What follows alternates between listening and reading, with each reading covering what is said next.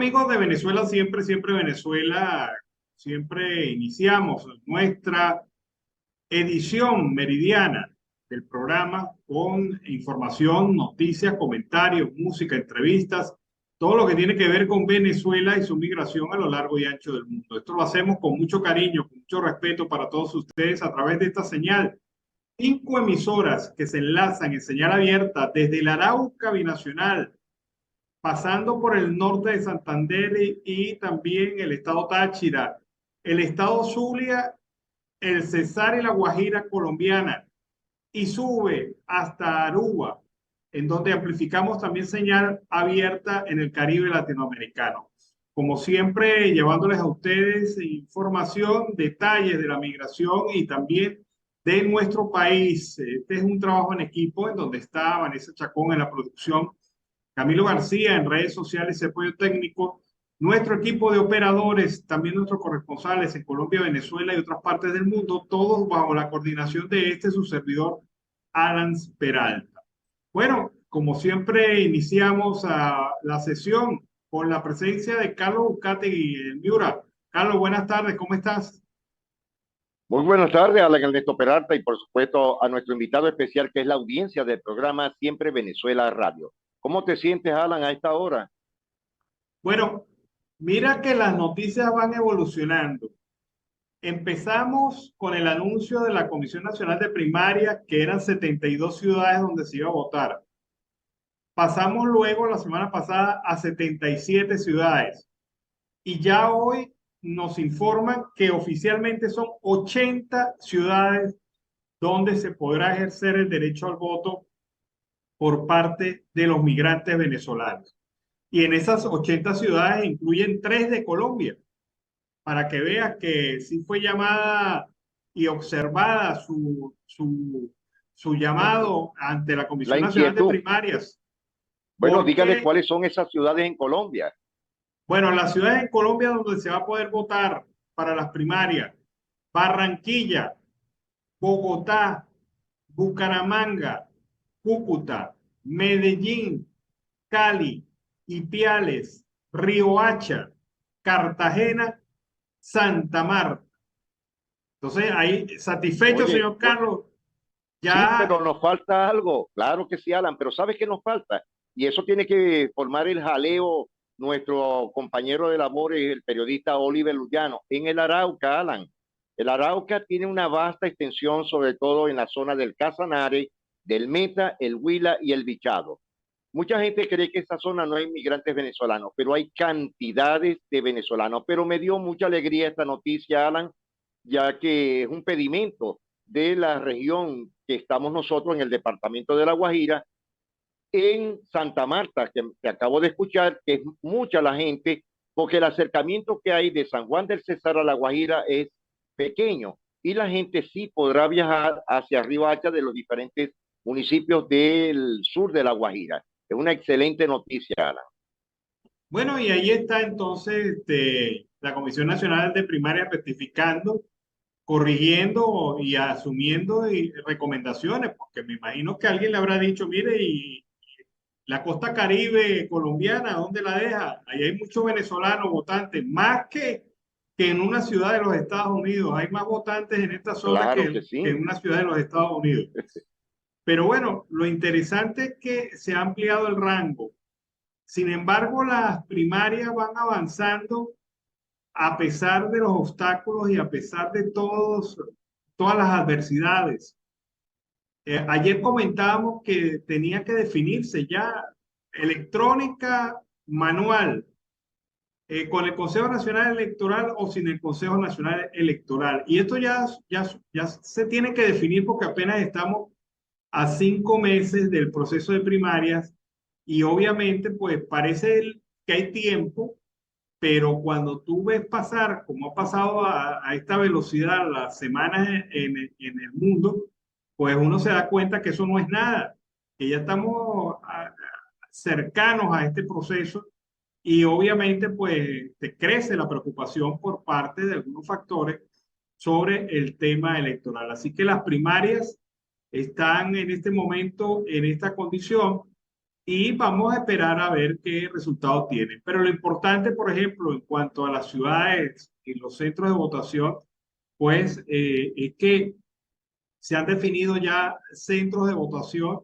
y esto claramente pues permite que se pueda abrir el tema de la participación de los ciudadanos en este tema electoral. Así que solucionado el tema de las ciudades, creo yo que habría, y tiene razón Carlos cuando afirma que debería incorporarse Arauca, porque allí en Arauca pues están muchos votantes venezolanos y habrá que esperar a ver si la Comisión Nacional de Primaria incorpora Arauca y con eso pues completamos el ciclo en Colombia.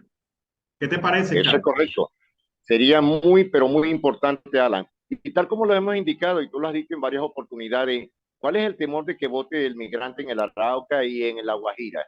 Pero ya lo dijimos, aquí es donde hay una cantidad de migrantes venezolanos que sí van a votar, mucho más que en la capital, Alan, porque el votante que está en la zona binacional es el votante más consciente. En cambio, el votante de la capital, Cali, Medellín, es un votante nuevo, porque todos los jóvenes se han ido a las capitales de Colombia. Bueno, fíjate, vamos a cambiar el tercio. Fíjate este tema. Hay, eh, hemos hablado de la situación del Poder Judicial venezolano, de lo cooptado que está, de lo sometido que está al Poder Ejecutivo y evidentemente pues esto afecta a los presos comunes, pero también a los presos políticos, especialmente a los presos políticos en Venezuela.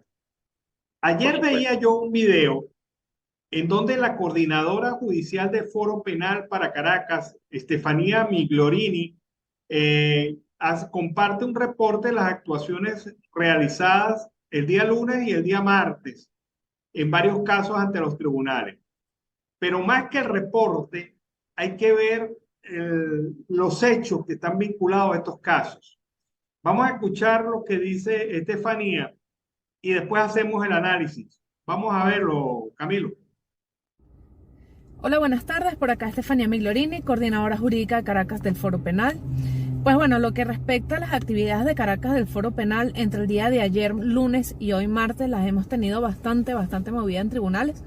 Pues para el día de ayer tuvimos audiencia fijada para apertura de juicio del caso donde se le sigue a los ciudadanos César Guevara y Francisco Pacheco, el cual lamentablemente esa apertura de juicio quedó diferida nuevamente.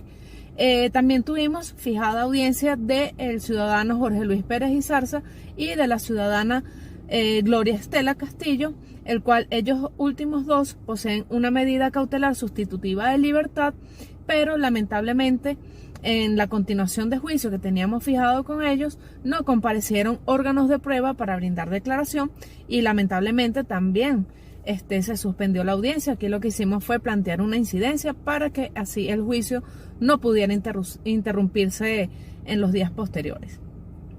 Para el día de hoy, el ciudadano Jesús Castro también no corrió con la suerte de que se le diera la audiencia. Este es un caso donde escasamente quedan 2 funcionarios actuantes y 3 testigos por declarar. Lamentablemente desde el mes de diciembre no han comparecido ninguna de estas personas. Yo no sé qué espera el tribunal para tomar una decisión en cuanto a ello, para así poder culminar este juicio, donde en lo que se ha ventilado en el juicio no se ha demostrado la responsabilidad que supuestamente le está atribuyendo el Ministerio Público a estos muchachos. Y pues bueno, lamentablemente también se planteó una incidencia para que este juicio no pudiera interrumpirse, ya que estamos próximos a culminar. En lo que resta semana, pues posteriormente les estaremos informando, ya que lo que es el día de mañana y el día jueves también los tenemos bastante movidos en tribunales y en su respectiva oportunidad les estaremos pasando la información correspondiente.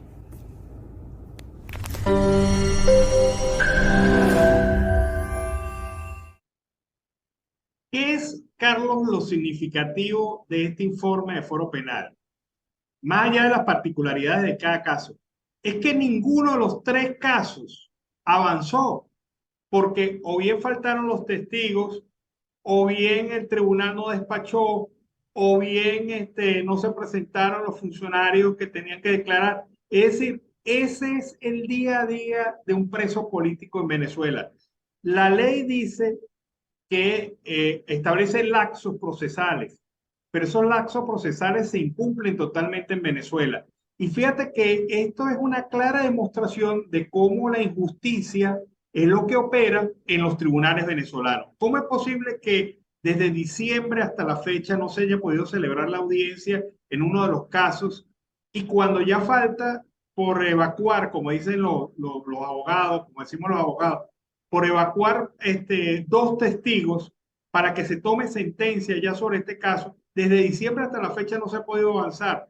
Y en los otros casos ve que ni siquiera fueron los testigos de la parte acusadora, de la fiscalía. Y en el otro caso el juez no hizo sesión y no tomó medidas. Entonces, eso es la justicia en Venezuela, para que comprendan a la clara que no se puede esperar de este sistema judicial justicia, que es lo esencial, es la función que tiene el poder judicial en cualquier parte del mundo, obviamente. Alan, la pregunta mía es más sencilla. En los casos que vimos en este video de esta jurisconsulta, de esta abogada venezolana de Foro Penal, me preocupa mucho este tema. En los tres habló diferimiento. Es decir, que si ese día cayó un palo de agua en Caracas o le cayó la mosca al caldo, no va el juez, no va el fiscal. Es decir, entaparan todo esto, enmantillan todo, pero hacen caso omiso a las leyes en el país. Es lo que me está dando a entender en todo este aspecto, aparte de que son presos políticos. Claro, es que mira, se va la luz, se suspende la audiencia. Hay un problema en la calle, llueve mucho, se suspende la audiencia. No tiene gasolina el carro para trasladar a los imputados, no hay audiencia, se difiere la audiencia. Es decir, entrar en el sistema judicial venezolano, y especialmente siendo preso político, significa perder la noción del tiempo, porque lo que allí ocurre o deja de ocurrir es significativamente negativo para el acusado. Fíjate, además de los casos que ya hemos visto, te voy a mencionar otros 3 casitos para que tengas una idea. Fíjate esto, el caso de Misael Junior Estrella. Él está en Valencia, en el estado Carabobo. Él es un preso político que fue detenido por las protestas del año 2017 en Carabobo, en Valencia. Resulta que el lunes a las 3:40 de la tarde hubo sentencia definitiva sobre su caso. El juez decidió, está absuelto por falta de pruebas. No hay pruebas que indiquen que usted ha participado en el proceso. ¿Qué dice el Código Penal venezolano? El 348 del Código Orgánico Procesal Penal dice que el juez en audiencia, al dictar la exoneración, la liberación de un detenido, la absolución de un detenido en un caso, se pone inmediatamente en libertad. Pero este señor está desde el lunes a las 3:40 preso, y hasta ahora del día de hoy, este señor no ha sido liberado, a pesar de que ya su caso fue sentenciado y ha sido absuelto de todos los cargos que le fueron imputados. Si tiene libertad, Alan, es lo que la pregunta es, ¿tiene libertad? Claro, él tiene libertad plena, pero él ha pasado 2017, 2018, 2019, 2020, 2021, 2022 y lo que va del 2023. Estamos hablando de 7 años. Correcto. Detenido en un proceso tipo Kafka, que enreda todas las cosas, y especialmente en los casos de presos políticos. Y al final la decisión, señor, usted no tuvo nada que ver en los hechos que se le imputan. Puede irse en libertad, y ni siquiera teniendo ya la libertad otorgada por un juez de la República, este señor ha sido liberado. ¿Y tú sabes cuál es la razón que esgrimen los funcionarios para no liberar al señor? Es que ellos no han recibido instrucciones del juez rector del estado Carabobo. ¿Dónde dice eso en el Código Penal? En el Código Orgánico Procesal Penal. Eso no lo dice en ninguna parte del Código Orgánico Procesal Penal. O sea que Misael Junior Estrella tiene 3 días detenido injustamente a pesar de ser absuelto del caso que cursaba en su contra ante un tribunal en Valencia, Estado Carabobo. Y A mí lo que así, me suena ahí, a mí lo que me suena ahí, Alan, y te lo voy a decir, es que no han soltado la mantequillita, la mermelada para esos funcionarios corruptos, porque la gran mayoría tiene que pagar para poder salir, para poder una boleta de cancelación, Alan. y Carlos, ya hemos hablado en otras oportunidades de aquellos presos detenidos vinculados a causas políticas que tienen orden de excarcelación en varios tribunales de Venezuela y que todavía no han sido liberados. Reconozcamos el caso del fotógrafo que está detenido y desde enero de este año tiene orden de excarcelación y no ha sido liberado porque la ministra de Asuntos Penitenciarios, pues simple y llanamente no ha querido firmar su salida de ramo verde. Y así ocurren casos y casos y casos que demuestran injusticia.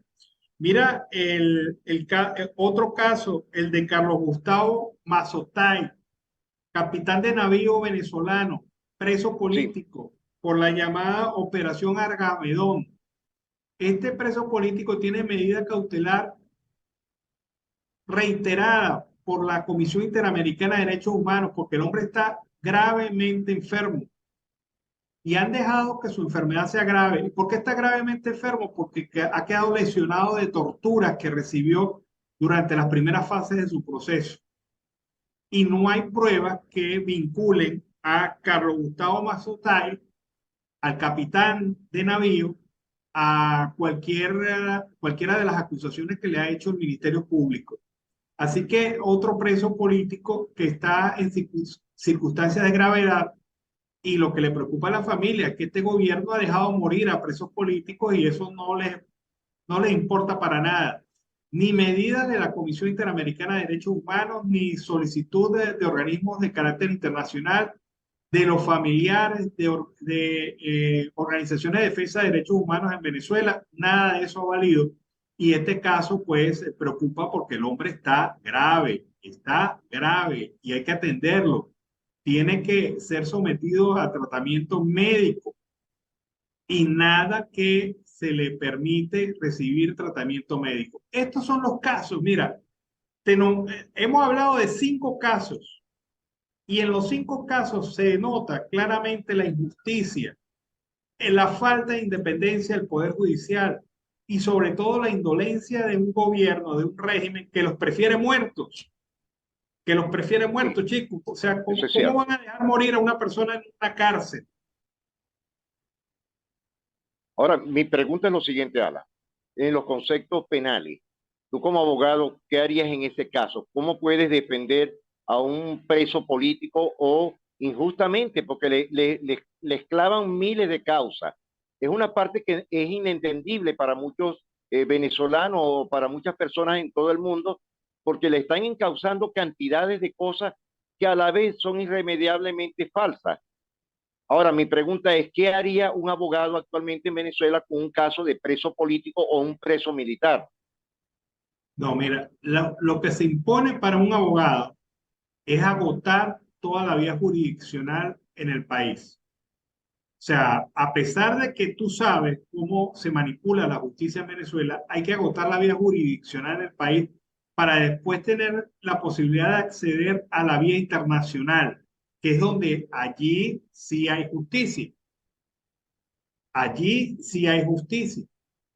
Porque por la vía nacional, lamentablemente hay que reconocerlo, el Poder Judicial está entregado a lo que diga el régimen, a la llamada telefónica del funcionario del régimen que esté interesado en el caso, que te diga, suéltelo, métalo preso, no le siga el juicio, enrede el juicio. Así es que funcionan las cosas en No le nuestros den tribunales agua, en no le den Venezuela. comida, dejen que se muera. Claro. Y fíjate que en Argavedón, ¿qué pasó? Detienen a dos funcionarios militares, los torturan de tal manera que uno de ellos empieza a nombrar personas que no tienen ninguna vinculación o no se ha demostrado que tengan alguna vinculación con este caso. Y ocurre entonces que hay presos, personas inocentes, que ni idea tienen de lo que se habla o se les señala, porque no tienen ninguna participación, ninguna vinculación. Al hombre lo quebraron, para hablar claro, lo quebraron con las torturas, y él, para liberarse de las torturas, mencionó a 3 o 4 personas más que ahora están en este paquete por esa delación. Es decir, tanta golpiza, tortura psicológica, tortura blanca, Alan, eso tú me lo enseñaste no hace mucho. No, Es decir, es que que esto no ellos es tortura están blanca, Carlos. Esto es tortura física, violación. total. Imagínate, es decir, una persona lo apalearon, metieron corriente, el hambre, me imagino que también, porque eso es una tortura peor, el hambre, la sed. Es decir, que el hombre habló, vociferó nombres de cualquiera, pero con tal de que no lo golpearan más. Y quizás lo volvieron a golpear. Claro, y lo hicieron, lo hicieron. Pero bueno, esta es la realidad del régimen, que ahora pretende maquillarse de demócrata y venderse ante otros países del mundo como un gobierno legítimo, como si los venezolanos hubiesen elegido un gobierno para que los torturen, para que los persigan, para que los humillen, para que los maltraten. No, nada más lejano a un gobierno democrático. Y fíjate, hay presidentes que dejan pasar este strike y se olvida que el régimen de facto es el único gobierno en la historia de Latinoamérica que está a puertas de un caso ante la Corte Penal Internacional en La Haya. Eso es correcto, totalmente, porque ni siquiera las dictaduras de Pinochet, la dictadura de Roja Pinilla en Colombia, ni siquiera la dictadura de Marcos Evangelista Pérez Jiménez tuvo ese proceso que hoy actualmente tiene el régimen de Nicolás Maduro. Es decir, que nosotros actualmente es un fenómeno. Así es. Carlos, se nos acabó el tiempo. Alan, un excelente tema que marcaste hoy, me gustó muchísimo. Esperemos que en otra oportunidad tengamos eso para volver a marcar ese grave problema de los derechos humanos, de los presos políticos, y después también versarás el tema de los presos políticos, pero militares. Bueno, buen provecho a esta hora, tanto para ti, para la audiencia, y nos estamos viendo a las 5 de la tarde. Bueno, vámonos a la pausa comercial y musical del momento, y al regreso seguimos aquí con más de Venezuela siempre, siempre Venezuela. Bueno, amigos de Venezuela siempre, siempre Venezuela, iniciamos así el tercer segmento del programa en este mediodía, correspondiente al 24 de mayo del 2023. Julio Borges, vicepresidente de estrategia del partido Primero Justicia, cree indignante que el gobernante de facto, Nicolás Maduro, condicione el regreso a la mesa de negociación y diálogo a la entrega de recursos del acuerdo social por $3.000 millones cuando ha regalado mucho más dinero a sus aliados. Que Maduro le haya regalado $70.000 millones en deudas petroleras a sus aliados de Brasil, Argentina, Cuba y Nicaragua demuestra que no le importa para nada a los venezolanos, que sufren por falta de alimentos, medicinas, gas, combustible y salarios dignos. Pero también nos demuestra su hipocresía. Es indignante que condicione la negociación en México por $3.000 millones cuando ha regalado a sus aliados $70.000 millones. Señala Borges la investigación de Transparencia Venezuela sobre el perdón del gobierno de Maduro de los recursos de la deuda de Brasil, Argentina, Nicaragua y Cuba. En este sentido, el dirigente de Primero Justicia señaló que con $70.000 millones pudieron construirse más de 15 millones de viviendas de interés social y recomponer todo el sistema de salud destruido. Maduro prefirió destinarlos a comprar apoyo político en el mundo para lavar su rostro y maquillar su dictadura. Para el dirigente, el gobierno de facto evidencia hipocresía, sobre todo en su narrativa sobre la negociación. La verdad es que le temen a un acuerdo político para las elecciones libres. Puntualizó que más allá de las dádivas de Maduro, la región lo que necesita es que haya democracia en Venezuela y los problemas de la migración y desestabilización desaparezcan. Seguimos aquí en Venezuela, siempre, siempre Venezuela. El Tribunal 15, en funciones de juicio del área metropolitana de Caracas, condenó a el exalcalde de San Cristóbal, Daniel Ceballos, a 4 años y 3 meses de prisión. Así lo informó la ONG Coalición por los Derechos Humanos y la Democracia, quien manifestó que fue sentenciado por la presunta comisión del delito de instigación pública. La organización aseguró que el exalcalde ya ha cumplido casi la totalidad de la condena. Ceballos fue detenido en el 2014 por la supuesta vinculación con hechos de violencia ocurridos durante una serie de protestas en la ciudad de San Cristóbal. El Tribunal Supremo de Justicia dictaminó 1 año de cárcel, pero el dirigente fue privado de libertad 4 años y 5 meses. Estuvo recluido en la sede del SEBIN en el Helicoide y luego trasladado al Centro Nacional de Procesados Militares, mejor conocido como la cárcel de Ramo Verde. A finales del 2018 fue encarcelado por la Comisión de la Verdad, la Justicia, la Paz y la Tranquilidad Pública de la Asamblea Nacional Constituyente en una medida cautelar de presentación de cada 30 días, prohibición de salida del país y prohibición de realizar declaraciones a medios de comunicación a través de las redes sociales.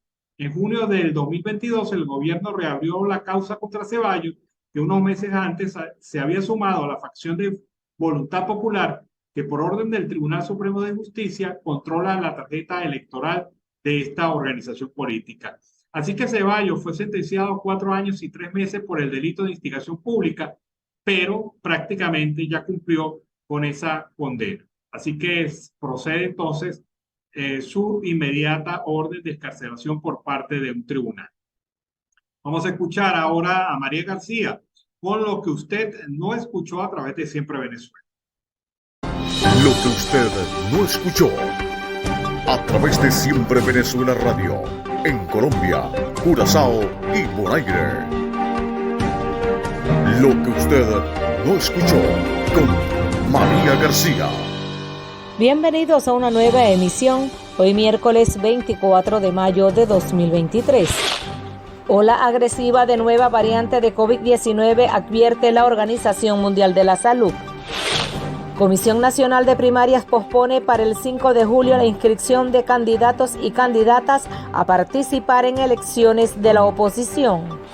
334.000 bachilleres en Venezuela ingresarán al Sistema Nacional Universitario 2023, anunció presidente Maduro.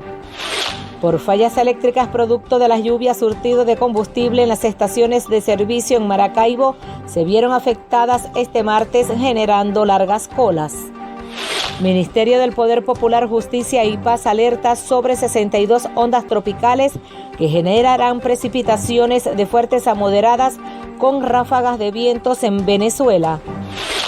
Egresados universitarios nacidos en Maracaibo y colegiados en el CNP optarán al Premio Municipal Eduardo López Rivas. Más de 2.000 docentes participaron en el encuentro formativo y diplomado de Ciencias y Calidad Educativa realizado en la ciudad de Maracaibo, informó la jefa de la zona, Zulia Penélope González. Internacionales. Putin persiste en que Ucrania nunca existió para la humanidad hasta la Unión Soviética. Deportes. Este lunes 29 de mayo, Navegantes de Magallanes oficializa al abogado Héctor Arias como su nuevo presidente. Hasta aquí los titulares de lo que usted no escuchó con María García. Volveremos con una nueva emisión el próximo viernes 26 de mayo de 2023.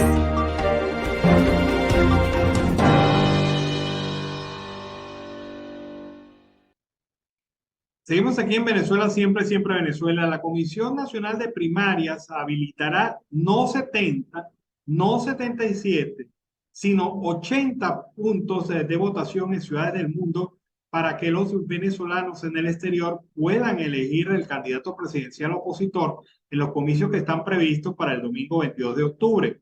El listado de las capitales fue confirmado por varias fuentes de la Comisión Nacional de Primarias y la plataforma unitaria. En principio serían 72, luego subió a 77 y finalmente se incorporaron 3 puntos más en Santa Marta, Cartagena, ciudades de la vecina Colombia. De acuerdo con el artículo 4 del reglamento sobre el voto en el exterior, podrán participar en la elección primaria los venezolanos ya inscritos en el registro electoral permanente del CNE, quienes deberán actualizar sus datos a través de una aplicación web que se habilitará para tal fin. Se estima que más de 3 millones de personas podrán ejercer el derecho al voto, si así lo desean, en estas elecciones primarias contempladas para el próximo 22 de octubre. Bueno, amigos de Venezuela, siempre Venezuela, con este tema iniciamos nuestro último segmento del programa en la edición meridiana correspondiente a hoy, 24 de mayo del 2023. El alto comisionado de las Naciones Unidas para los Derechos Humanos, Volker Turk, criticó hoy la creciente discriminación contra refugiados, solicitantes de refugio y asilo y otros colectivos en países como Estados Unidos, Reino Unido o Italia, acompañada frecuentemente de leyes que van contra los migrantes.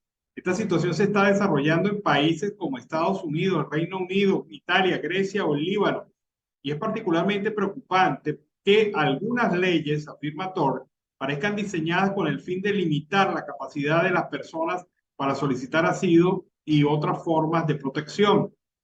También busca en ocasiones penalizar a quienes le ayudan o devolverles a su lugar de origen de formas ilegales, indignas e insostenibles, agregó el alto comisionado austríaco.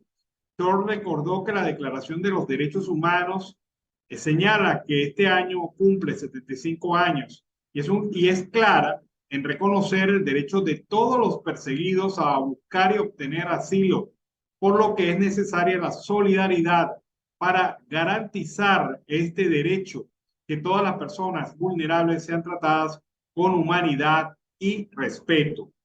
Agregan que proliferan en diversas partes del mundo los discursos de odio y narrativas contra migrantes y refugiados, junto con los dirigidos a mujeres, personas de determinados credos religiosos, pertenecientes a determinadas etnias o del colectivo LGTBI.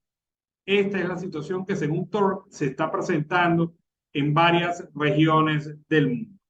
Bueno, vamos a ver este video. La directora para las Américas de Amnistía Internacional, Erika Guevara, se pronunció sobre el caso de Javier Tarazona, director de Fundaredes, señalando que es un defensor de los derechos humanos que está siendo criminalizado por su derecho a disentir y a expresarse. Veamos. Que violentan el ejercicio fundamental del derecho a protestar, que ha sido un derecho histórico que nos ha permitido alcanzar victorias para otros derechos. Así es que esa apuesta por proteger la libertad de expresión y asamblea pacífica es precisamente esa intervención estratégica que Amnistía Internacional ha tomado la decisión a través de nuestro movimiento, precisamente para no solo proteger a las personas que hoy día protestan y reciben como respuesta a la violencia estatal, como en el caso de Perú, pero también en el caso de Venezuela, que ustedes mejor que nadie conocen, de personas que han sido asesinadas, de ejecuciones extrajudiciales en contextos de protesta, de personas que hoy día están siendo criminalizadas, como Javier Tarazona, que siendo un defensor de los derechos humanos, está siendo criminalizado y ha sido convertido en un preso de conciencia por su derecho a disentir, por su derecho a expresarse y por su derecho a defender derechos. Así que ese es uno de los objetivos globales que están marcando el rumbo de nuestro movimiento en los próximos años, con una campaña global de proteger la protesta, en donde Venezuela, nuestro movimiento, ha ocupado no solo un espacio prioritario, sino además de reconocimiento por el labor y la resiliencia que ustedes nos han enseñado, no solo en nuestro continente, sino a nivel global. Bueno, escuchábamos a la representante de Amnistía Internacional hablando de varios casos, entre ellos el de Javier Tarazona. La Corte de Apelación de Londres declarará y dará su veredicto en las próximas semanas tras dar por concluido el recurso de la Junta del Banco Central de Venezuela, designada por Nicolás Maduro, a un fallo que otorga a la paralela nombrada por la oposición autoridad sobre el oro depositado en el Banco de Inglaterra. Los 3 jueces del Tribunal de Londres han señalado que comunicarán su decisión en una fecha no determinada, primero a las partes, que hoy terminaron sus alegatos un día antes de lo previsto.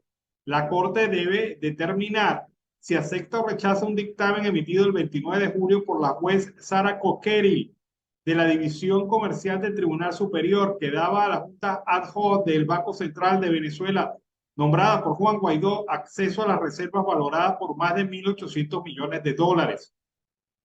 La Junta del Banco Central de Venezuela de Maduro, presidida por Calixto Ortega, presentó en la sala un recurso y señala que Coquerel erró al concluir que no podía darse efecto con base al derecho inglés a una sentencia del Tribunal Supremo de Justicia de Venezuela que anulaba los nombramientos del entonces líder opositor a su junta.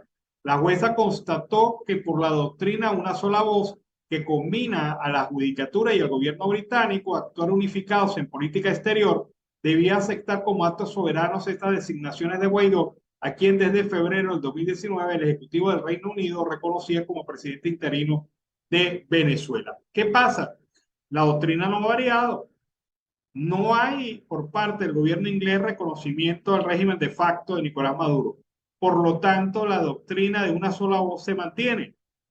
Y además, que hay una sentencia previa que le da y categoriza como cliente a la Junta Ad Hoc del Banco Central de Venezuela, nombrada por Guaidó, como representante frente al manejo de las 30 toneladas de oro que se encuentran en el Banco de Inglaterra. Así que jurídicamente no ha cambiado nada, pero el régimen de facto sigue intentando ponerle trabas a la rueda y evitar que esta decisión sea en firme. Se ha perdido mucho tiempo, pero creo que la justicia inglesa, si es fiel a su valoración inicial, si es fiel a su principio, simple y llanamente le pedirá al gobierno reconocido por el gobierno británico, la representación legítima reconocida por el gobierno británico, como lo es la Asamblea Nacional del 2015, que ratifique o presente la nueva Junta Directiva Ad Hoc del Banco Central de Venezuela, que a su vez asumirá la responsabilidad de administrar los recursos de la nación actualmente representados por esas 30 toneladas de oro en el Banco Central Británico de Inglaterra. Vamos a escuchar ahora el reporte de Rixia Navarro desde la costa oriental del lago. Gracias por el pase, los estudios. En estos momentos nosotros nos encontramos en el antiguo muelle CTP. Vamos a conversar con el representante de allí a nivel regional, el señor Bejarano, rápidamente para que nos explique. Ya ustedes han hecho estos pronunciamientos. A partir de este momento, porque también los jubilados, las viudas están cansadas de escuchar lo mismo. ¿Qué acciones van a tomar ante tantas reuniones que no tienen ninguna respuesta? Bueno, tú sabes que PDVSA en sí respondió algo que nosotros no le vamos a decir, a repetir. Nosotros no nos interesa quién se robó el dinero. Nosotros lo que queremos es que nos paguen a nosotros. Y todo esto no es lo mismo. Hoy se van a reunir para la primera mesa de trabajo que el presidente PDVSA, Telechea, coordinó con la directiva del Fondo de Pensiones. Hoy es que se van a tomar las negociaciones. Tenemos que esperar a las 9:30. Están llamando para la entrada de la directiva de allí a reunirse con la directiva de PDVSA. Hoy vamos a saber nosotros cuando le pongamos los puntos en la IE, porque lo primero que tenemos que reclamar para Bejarano, lo primero es el HCM. La asistencia médica es vital. El dinero lo puede esperar. Pero lo primordial es el HCM, porque aquí hay gente que no puede caminar y no lo operan de una catarata. Entonces hoy se va a hablar del HCM, se va a hablar del fondo de pensiones, de la deuda, de todo lo que tiene que ver con un fondo de pensiones. Las auditorías que no las dan. Nadie sabe qué tenemos nosotros, cuánto hay que repartir. Eso lo tienen oculto porque no tenemos los documentos, como cuando uno tiene la partida de nacimiento, sabe de dónde viene, quién es el papá, quién es la mamá. Entonces, hasta que nosotros no tengamos, que nos muestren esa auditoría, nosotros tengamos los pies firmes en pedir qué es lo que estamos pidiendo nosotros, qué es lo que reclamamos. Porque por la medida chiquita hablan de $660 que tienen que pagarnos a nosotros mensual.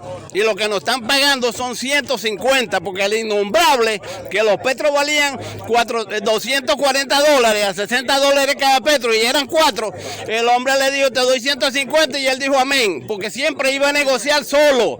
Ahora no, ahora hay una directiva que sabe sacar números, que habla con los jubilados, que le informa a los jubilados qué es lo que está pasando, porque aquí nadie informaba eso. ¿Cuántos jubilados se ven afectados? Bueno, hasta ahorita van 37.500 jubilados. Este fue el último número que dieron, que somos 37.500 jubilados, que estamos afectados con este pago. Claro, a uno les deben más que a otro, por lo menos yo tengo 22 años jubilado, la deuda mía es mayor. Pero ¿qué buscamos nosotros? Que haya un compromiso, que firmemos. ¿Existe ese compromiso que van a hacer? No, hoy tiene que firmar algo, hoy tiene que haber algo y esto no lo vas a parar. Ya los jubilados están respaldando a Luis Borges, a la directiva, y están respaldando a la directiva de la costa oriental del lago. Y nosotros tenemos respaldo. Y cuando uno tiene respaldo, uno va para donde va con los jubilados. ¿Ustedes tienen apoyo de los trabajadores petroleros? No, y ellos son dueños, y ellos también son dueños de ese fondo, porque aquí no hay ningún trabajador petrolero. Son del PSUV. Y ellos, no nombremos partido aquí político. Esto no es político, compañeros. Aquí es prohibido hablar de política. No, aquí es prohibido hablar de política porque eso es lo que quiere el gobierno. Involucrarnos en política nosotros para rematarnos. Así que les pido a ustedes que en esta masa no hablemos de política, de nada de política. ¿Qué aspiran ustedes? Nosotros lo que aspiramos es que se llegue a un convenimiento de pago, porque sabemos que PDVSA tiene problemas. Y nosotros necesitamos un HCM, por allá se habló. Necesitamos el fondo de pensiones. Eso es lo que necesitamos nosotros, porque eso es de nosotros. Esto no es de PDVSA. Es más, esto es lo que los jubilados quieren, que se les resuelva el problema. Esto lo digo, esto que estás oyendo. El llamado que le hace la directiva de PDVSA. Con lo que cobra un jubilado, ¿se puede mantener? No, imagínate que los $150, la TEA y lo que uno gana mensual, eso no alcanza. No alcanza. ¿Cuánto están estimando? Estimando que nos paguen. Bueno, por lo menos un acuerdo. En una negociación se llega a un acuerdo. Tenemos que decir qué te pido yo y qué tú me ofreces para negociar. Porque si no negociamos, PDVSA no nos va a pagar $660 todos los meses. Tenemos que hablar de los petitorios que se están haciendo. Vamos a llegar a un acuerdo, vamos a firmar un acta. ¿En qué tiempo van a dar el HCM? ¿Cuándo van a reparar las clínicas? ¿Cuándo viene un laboratorio para Lagunilla? ¿Cuántos médicos tienen ahí en Lagunilla? Hay 7, 8, 10 consultorios que nosotros veamos ahí 7, 8 médicos. Eso es un avance. Que veamos los baños limpios, las pinturas, un laboratorio, medicina. Eso sí lo aplaudo yo, pero yo no le voy a dar aquí vivas a PDVSA cuando dice que va a reparar las clínicas y aquí no se ve nada de mejoría. El llamado que le hace a la representación de PDVSA. Bueno, la representación de PDVSA lo que tiene que cumplir un contrato. Ahí está un contrato, ahí están los pedimentos y así es que se discute. Así es que se discute en base a lo que nosotros tenemos, a lo que está escrito contractualmente. Y menos mal que el fondo de pensiones está escrito en el contrato. Mañana pasado nosotros tenemos eso enclavado en el contrato petrolero y ahí estamos reclamando hasta el final. Y los jubilados les doy a dar bastante aplauso, bastante cariño, que lo tenemos aquí. ¿Cuesta los petitorios?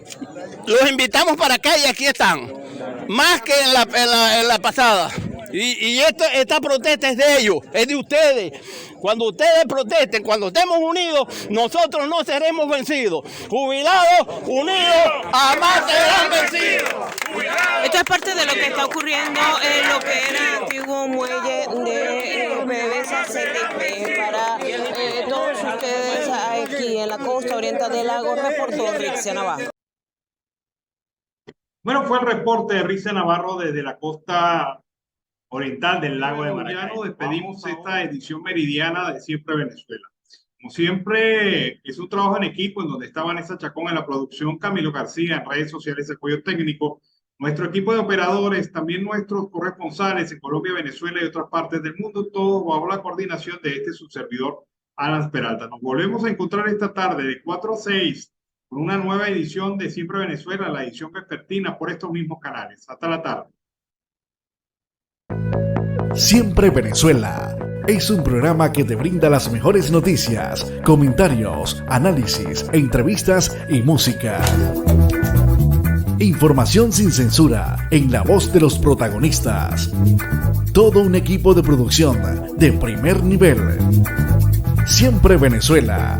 Lo encontrarás en las radios de tu preferencia. O si no, visítanos en nuestras plataformas digitales. Siempre Venezuela Radio. En Instagram, Facebook y Twitter. De lunes a viernes le decimos lo que en Venezuela prohíben. Porque somos Venezuela siempre, siempre Venezuela.